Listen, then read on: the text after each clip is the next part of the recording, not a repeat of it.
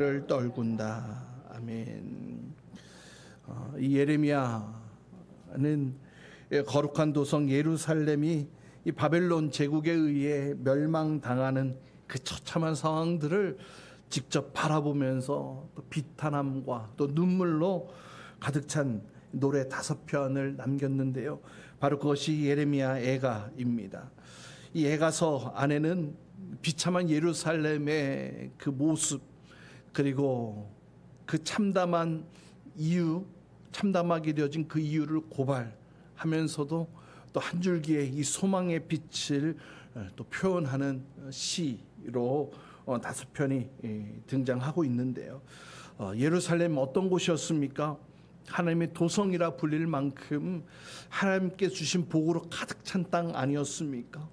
젖과 꿀이 넘치고 하나님의 은혜와 하나님의 보호하심 가운데에 굳건하게 세워진 땅 아니겠습니까? 특별히 또 이 예루살렘, 이 유다 나라, 이 화려함과 또 풍요함 가운데에 있었던 나라들, 주변국들의 부러움을 샀던 나라였습니다.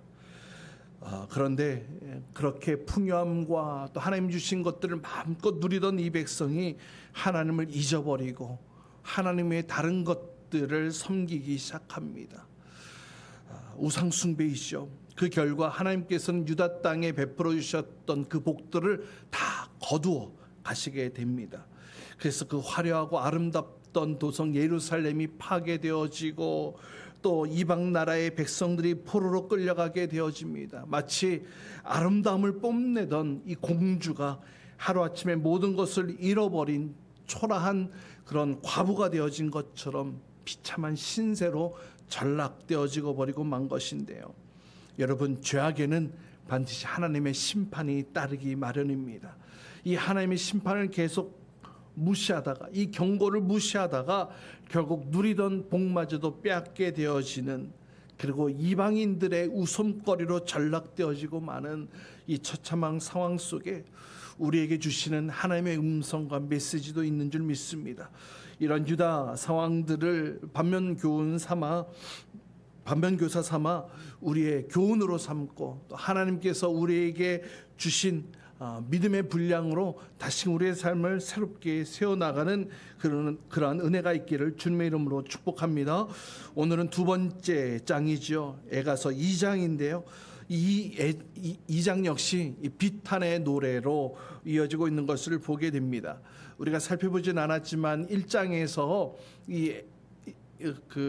예루살렘에 내린 이 하나님의 진노를 의윤화시켜서 어떻게 이어지고 또 어떠한 결과들이 펼쳐지고 있는지를 1장에서 그렇게 표현되어졌었는데요. 이스라엘의 예루살렘의 이 죄악 때문에 성벽만 무너진 것이 아니라 또 백성들의 마음도 무너졌고 또 제단도 무너지고 성전도 무너지고 또 리더십마저도 무너진 것을 보게 되어집니다. 이것을 통해 이 죄악의 심판이 우리의 삶을 지탱하고 있는 어떤 그런 삶의 영역들을 또 실제로 무너지고 또 무너뜨리게 되어지는 그런 모습들을 보게 되어지는데요. 그렇다면 이렇게 무너진 나라, 또 혹 우리의 무너진 삶의 영역들을 어떻게 다시금 세워야 되겠습니까? 오늘 3가지를 함께 살펴보려고 합니다. 첫 번째는 믿음으로 다시 바로 세워야 합니다. 아멘. 하나님을 저버린 그 결과 나타난 이 진노로 인하여서 이스라엘 백성, 이스라엘 땅 안에, 유다 땅 안에 첫 번째 이 군사, 정치, 이런 국가 시스템이 먼저 붕괴되어진 것을 보게 됩니다. 2절 말씀 보세요. 주님께서 노하셔서 야곱의 모든 보금자리, 백성들의 모든 삶의 자리들이 다 불살라지고요. 또 성체들이 무너지고요. 또 나라와 통치자들을 욕보이셨다. 그러니까 모든 국가적 시스템들이 망가지고 무너지는 것, 죄에 대한 결과이죠. 또 3절 말씀 보세요. 3절에 보니까 이스라엘의 힘과 능력을 다 꺾어버리셨어요. 국가가 가지고 있던 힘들을 다 모두 걷어가셨다라는 것이죠. 또 뿐만 아니라 원수 앞에서 이스라엘 지키시는 오른손을 거두셨다. 이 오른손은 이 권능, 힘, 이것을 말하는 거잖아요. 하나님의 보호하심의 손길을 걷어가셨다라는 겁니다. 그동안 하나님의 보호하심, 안전한 울타리 안에 있었던 그 모든 보호막들을 다 걷어가시게 되어집니다. 이 죄로 인하여서 예루살렘 성이 무너지고 또 지도자들도 꺾여 나가게 됩니다. 여러분, 죄는요 그냥 단순히 어떤 종교적 개념으로만 끝나는 것이 아닙니다. 이렇게 이스라엘 유다 땅의 모습을 보면 이 죄로 인한 결과로 정치, 군사, 사회 이 모든 영역 속에 심각한 영향을 주는 실체라는 것을 우리는 확인케 되어집니다.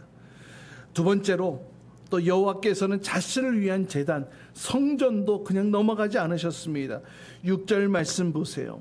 6절 말씀 우리 같이 함께 읽어봅니다. 6절입니다. 시작.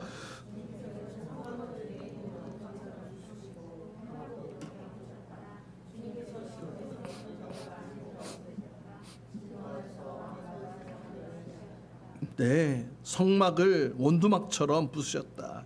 마치 농부가 자기 밭을 완전 싹 갈아엎는 것처럼 자신을 위해 만들어 놓은 이 제단도 다 하나님께서 직접 허무셨다는 겁니다.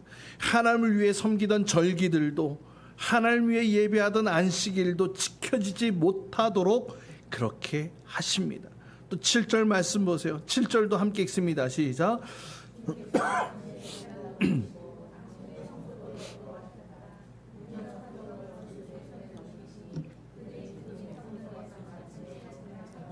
예, 그렇게 아름답던 예루살렘 성전도 원수들의 손에 짓밟히게 하십니다.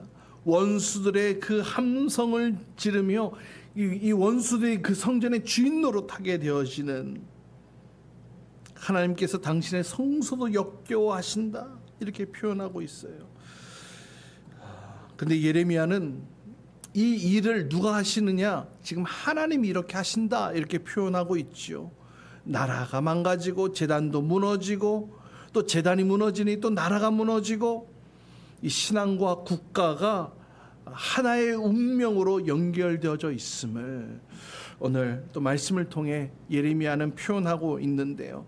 역사상 실제로 국가의 몰락은 종교적 타락에서부터 시작되어졌음을 우리는 역사를 통하여서 또 확인케 되어집니다. 세 번째는 또 리더십이 무너지게 됩니다. 9절 말씀 보세요. 성문들은 땅바닥에 무너져 내리고 또 주님께서 빗장들을 꺾으시고 왕과 지도자들은 민족 가운데로 흩어지고 율법도 없어지고 예언자들도 주님의 계시를 받지 못한다. 지도자들은 하나님 모르는 이방인들 속에 무력해지고 흩어지고 지켜야 될 백성들을 온전히 지키지 못하는, 그 역할들을 감당하지 못하는 아무 힘이 없는 리더자들로 전락되어지고 만다는 겁니다. 또 예언자들도, 하나님의 말씀을 전하는 자들도 말씀을 받지 못해 침묵한다 이렇게 얘기를 하는데요. 아니요, 사실은 하나님이 말씀하시지 않는 것이 아닙니다. 예레미야는 하나님의 말씀을 듣고 전하지 않았습니까? 이렇게 된 것은 하나님의 말씀, 이렇게 표현하고 있는 것은 하나님이 말씀하지 않는 것이 아니라 말씀하셨음에도 불구하고 이 죄악으로 인해 부패하고 타락함으로 그 말씀을 듣지 못하는 거예요. 알아채지 못한다는 겁니다.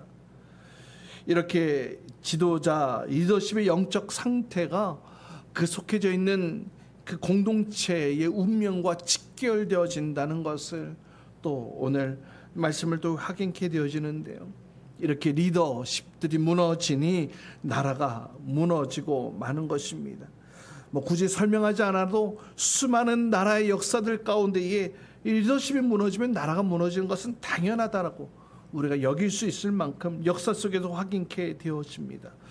이렇게 여호와의 진노는 정치적으로도 경제적으로 사회적으로 군사적으로 종교적으로도 또 리더십 가운데 전 영역 가운데 임하게 되어집니다. 믿음이 무너졌으니 성벽도 무너지고 또 제단도 무너지고 또 리더십도 무너지게 된 것입니다. 따라서 이것을 무너진 것들을 어떻게 다시 세워야 되겠습니까?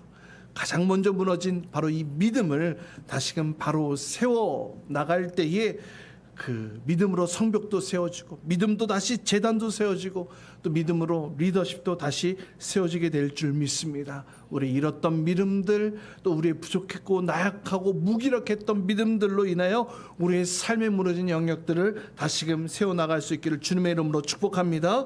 두 번째는 두 마음을 품지 말아야 합니다.